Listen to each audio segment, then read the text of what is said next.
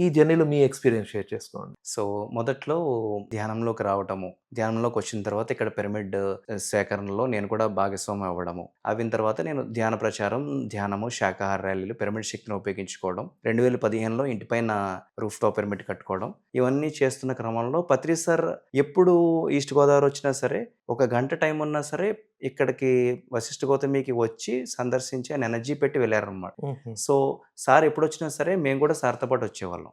మరి సార్ ఎంతో అద్భుతంగా ఇక్కడ ఆయన ఎనర్జీ పెట్టడము, మన గోదావరి జిల్లాల యొక్క గొప్పతనము, అలాగే గోదావరి పిరమిడ్ యొక్క గొప్పతనము సార్ మాటల్లోంచే మేము వినేవాళ్ళం అనమాట. మేము ధ్యానంలోకొచ్చిన మొదట్లో. ఆయన హుహు. చెప్పేవారు. సార్. అలాగా మమ్మల్ని అందరినీ కూడా మోటివేట్ చేస్తూ, ఈ యొక్క వశిష్ఠ గౌతమి పిరమిడ్‌కి ఎనర్జీస్‌కనేది మమ్మల్ని అలైన్ చేసేవారనమాట. ఓకే. అలాగా నా ప్రయాణం మొదలైందండి. అయితే ఇక్కడికొచ్చేటప్పుడు క్లాసెస్ ఆర్గనైజ్ చేయడము, హుహు. అలాగే ఇక్కడ మెడిటేషన్స్‌లో పార్టిసిపేట్ చేయడము.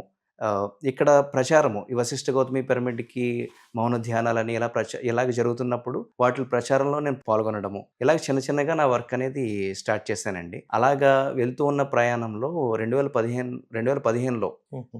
పత్రి గారు నన్ను కూడా ఒక ట్రస్టీగా ఉండమని చెప్పేసి అడిగారనమాట. సో, మొదట్లో కొంచెము నాకు అన్‌కంఫర్టబుల్‌గా అనిపించినా సార్ ఒక బాధ్యత అప్పచెప్పారు. అప్పచెప్పారంటే నా ఆత్మ పురోగతికి ఎంతో కొంత యూజ్ అవుతుంది. నేనిక్కడ నేర్చుకునేది ఏదో ఉందని చెప్పేసి నేను వర్క్ చేయడము.